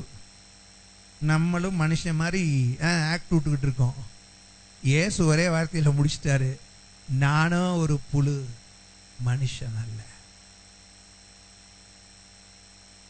இது யாரும் சொல்லல, இயேசு சொன்ன வார்த்தை. நானும் ஒரு புழு, மனுஷன் அல்ல. அப்படியானா இயேசுவே தன்னை அந்த அளவுக்கு தாழ்த்துற நேரம் நான்லாம் என்னை பத்தி என்ன நீங்க ஒருவேளை சொல்லலாம், நானும் ஆனா நான் அப்படி சொல்றதுக்கு எனக்கு இதை தெரிஞ்ச பிறகு எனக்கு சொல்றதுக்கு தைரியமே வரல. இனி அதுக்கப்புறம் அதுக்கு கீழே ஏதாவது இருக்கான்னு தேடி பார்க்கறதுக்கு அறிவும் இல்லை. நானும் ஒரு புழு, மனுஷன் அல்ல. இயேசு சொல்லிட்டாருன்னா நீங்களும் நானும் அந்த புழுவுக்கு மேலானவர்களும் அல்ல. இதுல இருந்து புரிஞ்சுக்கணும். போய் நல்லா ஆராய்ச்சி பண்ணி பாருங்க, புழுவுக்கு கீழே என்னமாவது இருக்கான்னு. நானும் ஒரு பட்டர்ஃப்ளைன்னு சொன்னா கூட கர்த்தருக்கு விரோதமான பாவம். ஏன்னா புழுவுக்கு அடுத்த ஸ்டேஜ் தான் பட்டர்ஃப்ளை. அதை கூட சொல்ல முடியாது. ஏன்னா இப்படி சொல்லுங்க, நானும் ஒரு கூமுட்டை. ஏன்னா புழுவுக்கு முந்தின ஸ்டேஜ் முட்டை. அப்படி வேணா சொல்லுங்க, அது உங்களுக்கு எனக்கும் பொருந்தும். இதுக்கு மேல அடுத்த வார்த்தை சொல்றதுக்கு கிடையவே கிடையாது. ஆமென். இயேசுவே புழு என்று சொன்னால் இப்ப நம்மெல்லாம் யாரு? அதுக்கு கீழே தான். பெருமை பாராட்ட ஒன்றுமில்லை. இப்ப அந்த இயேசு இப்ப முழங்கால் போட்டான். முழங்கால் போட்ட உடனே இயேசு சொன்னாரு, 2 காரியம் சொன்னாரு. அவன் சொன்னா, நான் நியாயப்பிரமாணத்தெல்லாம் சின்ன வயசுல இருந்தே கை கொண்டேன்னாரு. அடுத்த வார்த்தை சொன்னாரு, நீ உனக்குள்ளதெல்லாம் வித்து தருத்திரனுக்கு கொடுத்துட்டு சிலுவையை சுமந்து என்னை பின்பற்றி வா அப்படின்னு சொன்னாரு. சொன்னாரா இல்லையா? இவன் ஆண்டவரை இவ்வளவு தூரம் ஆராதிச்சான்ல, நல்லவரே. நான் எல்லாரும் சொன்னதுனால சொன்னானோ, பிதாவை இவர்களுக்கு மன்னியும், தாங்கள் ஆராதிப்பது இன்னதென்று அறியாதிருக்கிறார்களே. சில வேளைகளில் பார்த்தீங்கன்னா நம்ம பாட்டெல்லாம் பாடுவோம் தெரியுமா? நம்ம பாட்டுக்கும் நம்ம வாழ்க்கைக்கும் ஏணி வச்சாலும் எட்டாது. நம்ம வாழ்க்கைக்கும் நம்ம ஆராதிக்கிற ஆராதனைக்கும் ஏணி வச்சாலும் எட்டாது. யார மாதிரி? இவனை மாதிரி. நல்லவரே நான். அப்ப நல்லவர் எதை சொன்னாலுமே நன்மையா தானங்க இருக்கும். சொல்லுங்க அல்லேலூயா. நல்லவர் யாருக்கு? நல்லவரே யாருக்கு? எங்க பாஸ்டருக்கு. உனக்கு? வல்லவரே யாருக்கு? தாவீதுக்கு. அப்படியா? இல்ல, நல்லவரே. அப்படி பாடுற நேரமே நமக்குள்ள ஒரு உணர்வு இருக்கணும், அவர் எனக்கு நல்லவர். அவர் எனக்கு நல்லவரியா? யாருக்கு நல்லவரே? ஆமே. நம்முடைய ஆராதனையின் ஒவ்வொரு வார்த்தைகளுக்கும் நமக்கும் தொடர்பு இருக்கணும். நல்ல போதகரே நான், நல்லவரே நான். அப்ப நல்லவர் எப்பயுமே நமக்கு நன்மை தானங்க செய்வாரு. சொல்லுங்க. ஆராதனை பண்ணிட்டான், சொன்னாரு உனக்கு உள்ளதெல்லாம் கொண்டு போய் வித்து தரித்திரருக்கு கொடுத்துட்டு வானாரு. அப்ப நல்லவர் நல்லதுதானே சொல்லுவாரு. போனவே ஒரேதா போயிட்டான். அவருக்கு என்னன்னு கேட்டீங்கன்னா, நல்லவரே ஆனா எனக்கு சொன்ன ஆலோசனை நல்லதில்ல. எப்படி? ஆமா, நல்லவரு. நான் உண்மை என்ன சொல்றேன்னு கேட்டீங்கன்னா, ஆராதிச்சா மட்டும் போதாதுங்க, அவரை அறிஞ்சிருக்கணும். அப்படிதானே வருமா? புரியுதா? சும்மா ஆராதிச்சா பத்தாது, அவரை அறிஞ்சிருக்கணும். அவர் நல்லது தான் செய்வாரு. நல்லவரேன்னு பாடிட்டேன்ல, அவர் எனக்கு நல்லதுதான் ஏன் செய்வாரு. ஆமே, worship மட்டும் இல்ல, அவரை நம்ம அண்டர்ஸ்டாண்ட் பண்ணி இருக்கணும். அவர் நல்லவர், நல்லதான் எனக்கு செய்வார், நல்லதான் நான் செய்யும்படி எனக்கு சொல்லுவார் என்பதை நாம் அறிந்திருக்க வேண்டும். ஆமே. அவர் சொல்றது பாருங்களேன், சில வேளைகள்ல நமக்கு புரியாது. ஆழத்துக்குள்ள கொண்டு போங்கிறாங்க. கொஞ்சம் படகை தள்ளுனாரு, சரி படகை கொடுத்தான். கொஞ்சம் ஆழத்துக்குள்ள கொண்டு போ. சூர்யா யூத் கேம்புக்கு வந்த மீசை வச்ச பையன், நல்லா இங்க கவனி, விளையாண்டுகிட்டு இருக்கிய எப்பா பெல்லட்டி, நீயும் ஒழுங்கா கவனி. புரியுதா? நீ எல்லாம் சின்ன குழந்தை கிடையாது. அங்க பாரு, உன் சித்தப்பா குழந்தை கூட ஒழுங்கா உட்காந்துருக்கு. நீ ஒழுங்கா உட்கார வேணா? ஜீன்ஸ் பேண்ட் போட்டு உட்காந்தா பார்த்துமா? நல்லா கவனிங்க, நல்லா கவனிக்கணும். அப்ப நல்லவர் நமக்கு எப்பயுமே நல்ல ஆலோசனை தான் சொல்லுவார். ஆமே. ஆழத்துக்குள்ள கொண்டு போனா போயிடணும். நல்ல ஆலோசனை யார் எனக்கு சொல்றவரே? நல்லவர். இந்த படகுல உட்கார்ந்து எல்லாருக்கும் எதைத்தான் பேசினார்? இப்ப நல்லதை தான் பேசினார். ஆமே. அப்ப இவர் என்ன, இப்ப இந்த நல்லவர் என்ன ஆழத்துக்குள்ள போக சொல்றாருன்னா, ஆழத்துக்குள்ள உன்னை மூழ்கடிப்பதற்காக அல்ல. தள்ளு கொஞ்சம் படக, இன்னும் கொஞ்சம் ஆழத்துக்குள்ள போ, இன்னும் கொஞ்சம் ஆழத்துக்குள்ள போ. பேதுரு, இன்னும் கொஞ்சம் ஆழத்துக்குள்ள போ, வளைய போடு. ஆண்டவரே, ராமுழுவதும் பிரயாசப்பட்டேன், ராமுழுவதும் பிரயாசப்பட்டேன். I tried my level best. எந்த பக்கம்லாம் வலை பண்ணுமா அந்த பக்கம்லாம் வலை போட்டு ராமுழுவதும் முயற்சி செய்தேன். ஆகிலும் இப்ப உம்முடைய வார்த்தையின்படி நான் போடுறேன். ஏன் போடுறேன் தெரியுமா? நீ நல்லவர். ஹல்லேலூயா. என் படகை உபயோகித்தவர் மாத்திரமல்ல, மற்றவர்களுக்கு நல்லவைகளை பிரசங்கித்தவர் மாத்திரமல்ல, இப்ப எனக்கு நன்மையை செய்கிறவர் என்பதை நான் உம்மை குறித்த அறிவோடு இருக்கிறேன். ஹல்லேலூயா. ஆமென். எந்த ஆண்டவரை ஆராதிக்கிறோமோ அந்த ஆண்டவரை குறித்த அறிவு நமக்கு வேணும். ஆமென். அந்த ஆண்டவரை குறித்த அறிவு நமக்கு வேணும். தீமை செய்ய மாட்டார். எத்தனை பேர் விசுவாசிக்கிறீங்க? ஹல்லேலூயா. எத்தனை பேர் விசுவாசிக்கிறீங்க? எதையும் செய்வீங்களா? ஆமென். ஹல்லேலூயா. செய்வீங்களா? செய்வீங்க தானே? ஏன்னா அவர் நல்லவர். ஆராதிச்ச பத்தாது, எவரை நம்ம நல்லவர்னு வல்லவர்னு ஆராதிக்கிறோமோ அந்த வல்லமை உள்ளவர் தேவன் எனக்கு நல்லதா தான் செய்வாரு. எனக்கு ஒன்ன சொன்னார்னா நான் செய்யும்படிக்கு அவர் சொன்னா அது நல்லதா தான் இருக்கும். அது நல்லதா தான் இருக்கும். ஆமென். அது நல்லதா தான் இருக்கும். இது யாரால சொல்ல முடியும்? அவரை யாரெல்லாம் அண்டர்ஸ்டாண்ட் பண்ணிக்கிட்டாங்களோ, புரிஞ்சுக்கிட்டாங்களோ, அவர்களால தான் இதை சொல்ல முடியும். ஆனா ரொம்ப துக்கமான காரியம் என்னன்னு கேட்டீங்கன்னா, இவன் நல்லா ஆராதிச்சான், தாழ்மை உள்ளவன் தான், ஆனாலும் கூட ஆண்டவரை புரிஞ்சுக்கல. ஆண்டவரை என்ன செய்யல? புரிஞ்சுக்கல. புரிஞ்சுக்கிட்டா இவன் நிச்சயமா நேரா போய் தூக்கி எரிஞ்சிட்டு நேரா வந்திருப்பான். ஆமென். பேதுருவை பார்த்து சொன்னார் தெரியுமா? பேதுரு ஒரு ராயல் ஃபேமிலி கிடையாது, மீன் பிடிக்கிற செம்படவன். அவனை பார்த்து சொன்னாரு, எல்லாத்தையும் விட்டுட்டு வா, உன்னை மனிதர்களை பிடிக்கிறவன் ஆக்குவேன்னு. அவனுக்கு புரிஞ்சு போச்சு, இவர் நல்லவர். சொன்னார்னா அது நல்லதா தான் இருக்கும். ஆமென். இவர் சொன்னார்னா அது எப்படிதான் இருக்கும்? நன்மையா தான் இருக்கும். விட்டுட்டான்ல, விட்டுட்டு வந்துட்டான், விட்டுட்டு வந்துட்டான். காரணம், நல்லவர் நன்மையானதை தான் சொல்லுவாரு, நன்மையானதை தான் விட சொல்லுவாரு. ஹல்லேலூயா. நன்மையானதை தான் செய்ய சொல்லுவார். புரியுதா? அந்த புரிதல்ல அவன் விட்டுட்டு அந்த நேரம் என்ன நடந்துச்சு? கர்த்தர் அவனை மனிதனை பிடிக்கிறவனாய் மாற்றினார். ஆமென். ஆகையினால நமக்கு இன்னும் நான் பேசுறேன்னா பேசவே எனக்கு நேரம் இல்லை. 3 காரியம் சொன்னேன். ஒன்று, தாகம் நமக்கு வேணும். 2வது, அந்த இளைஞனை போல சொல்லுங்க, தாழ்மை நமக்கு வேணும். 3வது, ஆண்டவரை ஆராதித்தால் போதாது, அவரை புரிந்து கொள்ளணும்.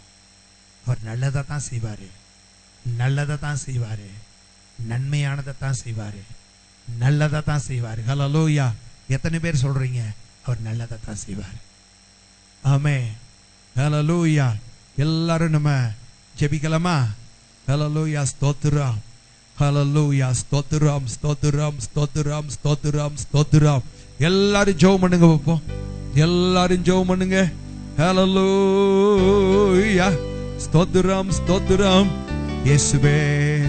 யாரும் வெளியே போக கூடாது. சின்ன பிள்ளைகள், பெரிய பிள்ளைகள் யாரும் வெளியே போக கூடாது. எல்லாரும் அப்படியே இருங்க. நான் ஜெபம் பண்ணி முடித்து விடுகிறேன். ஹல்லேலூயா.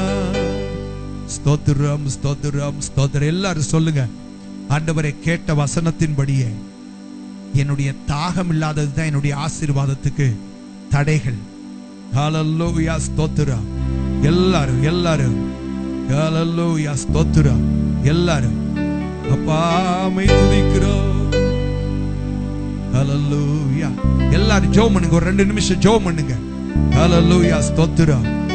ஆமென். Yes lord. ஹல்லேலூயா. ஹல்லேலூயா. எல்லாரும் ஜெபம் பண்ணுங்க. ஆமென். ஸ்தோத்திரம்.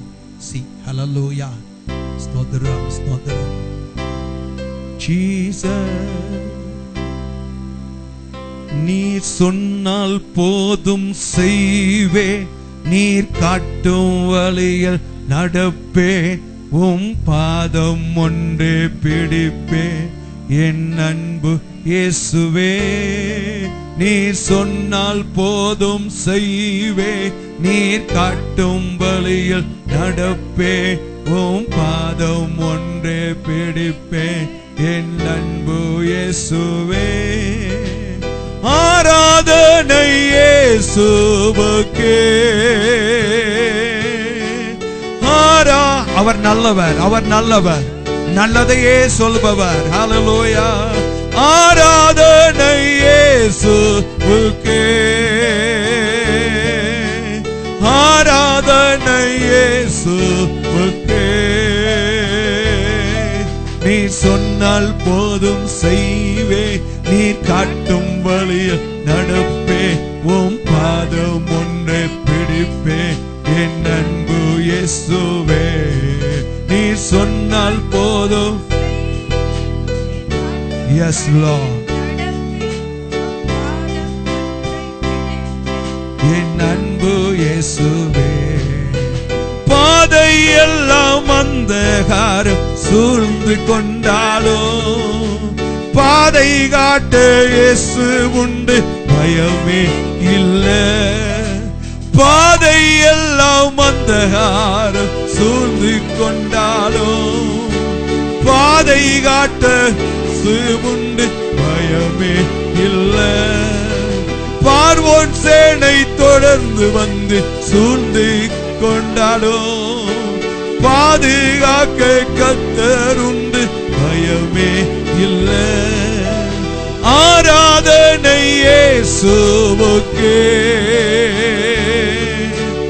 ஆராதனை இயேசுவுக்கே. ஆராதனை இயேசுவுக்கே.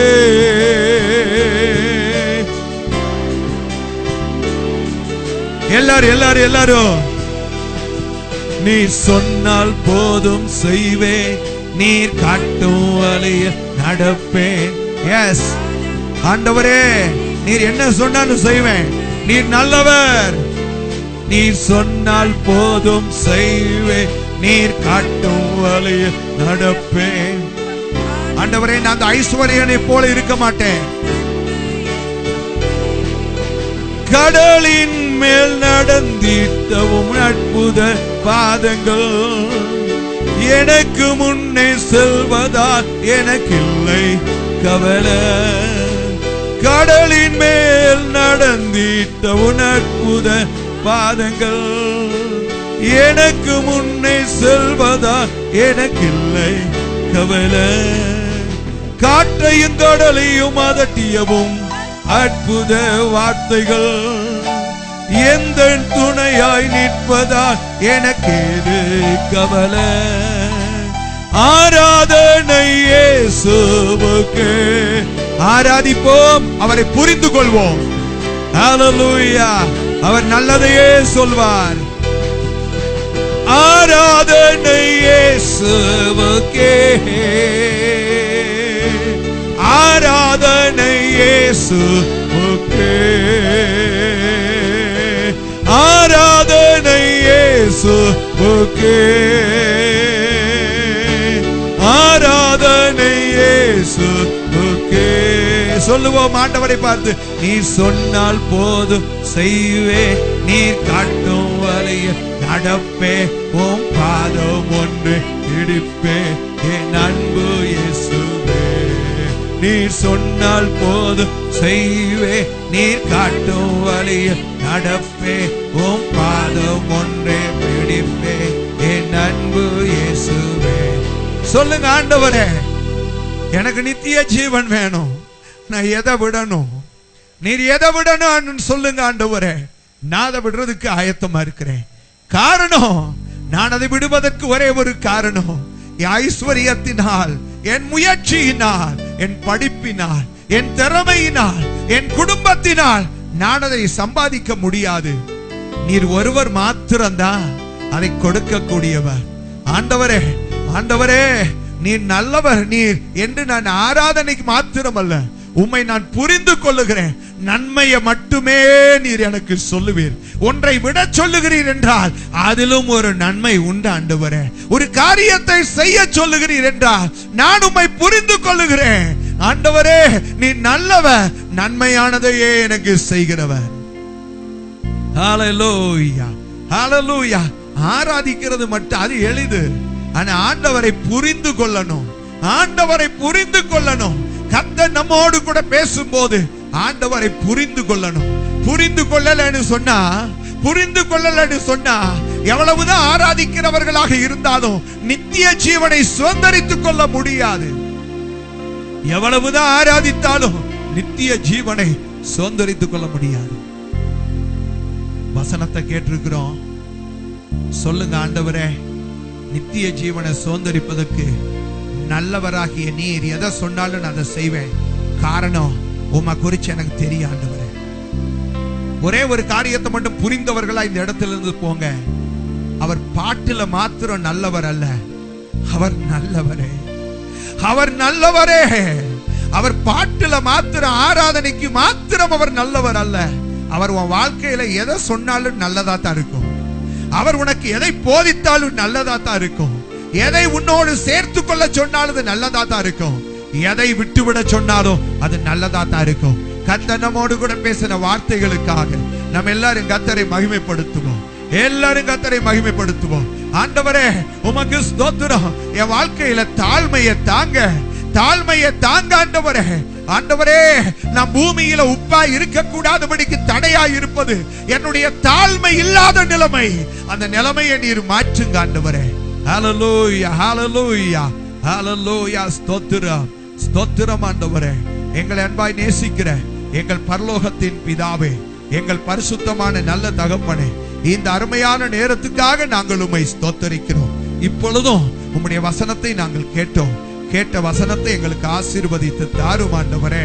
உம்மை துதிக்கிறோம். அந்த வாலிபனை போல கிருபையின் நாட்களிலேயே நாங்கள் உம்மை பற்றிக்கொள்ள ஆண்டவரே, அந்த வாலிபனை போல ஆண்டவரே, நாங்கள் தாகத்தோடு உம்முடைய சன்னிதானத்துக்கு எப்பொழுதும் நாங்கள் ஓடி வர ஆண்டவரே, அந்த வாலிபனை போலவே நாங்கள் எப்பொழுதும் கர்த்தாவே ராஜா உம்மை துதிக்கிறோம், ஸ்தோத்திரிக்கிறோம். கேட்ட வசனங்களை கர்த்தாவே நீர் எங்களுக்கு ஆசீர்வதித்து தாரும். வசனத்தை கேட்டதோடு கூட மாத்திரமல்ல, இந்த வசனத்தை நானும் நாங்களும் கை கொண்டு நடக்க கர்த்தர் நீர் எங்களுக்கு கிருபை தருவீராக. கர்த்தர் எங்களுக்கு கிருபை தருவீராக. இந்த வசனங்களை வாழ்க்கையாக கர்த்தர் எங்களுக்கு மாற்றி தாரும். தாகத்தை தாரும், எங்களுக்கு தாழ்மையை தாரும். உங்களை நாங்க ஆராதிச்சா போதாது ஆண்டவரே, அதை நாங்க குறையில்லாம செய்யறோம். ஆனா எதையாகிலும் ஆண்டவரே, கடினமானதை நீர் எங்களிடத்துல எதிர்பார்த்தால் நாங்க உங்களை புரிந்து கொள்ளாததினால் அதை செய்வதற்கு மனமில்லாம இருக்கிறோம்ப்பா. எங்களை மன்னியுங்க. நல்லவரேன்னு நாங்க போதிக்க ஆண்டவரை பாடுகிறது மாத்திரமல்ல, ஆராதிப்பது மாத்திரமல்ல, நீர் நல்லவர் என்பதை உணர்ந்து எங்க வாழ்க்கையில அதை நீர் எதை சொன்னாலும் நாங்கள் செய்ய எங்களுக்கு நீர் கிருபை தரும்படியாய் உம்மை நோக்கி நாங்கள் செபிக்கிறோம். கேட்ட வசனங்களை கர்த்தர் எங்களுக்கு ஆசீர்வதித்து தாரும். வந்திருக்கிற உம்முடைய பிள்ளைகள் ஒவ்வொருவருக்கு இதை அனுபவமாய் மாற்றும். தேவ கிருபை கூடவே இருக்கட்டும். உம்முடைய பிள்ளைகள் கேட்ட வசனத்தை தியானித்து வாழ்க்கையிலே அனுபவமாக்கிக் கொள்ள கர்த்தர் உதவி செய்யும். கனமகிமையை உமக்கே செலுத்துகிறோம், இயேசுவின் நாமத்தில் பிதாவே.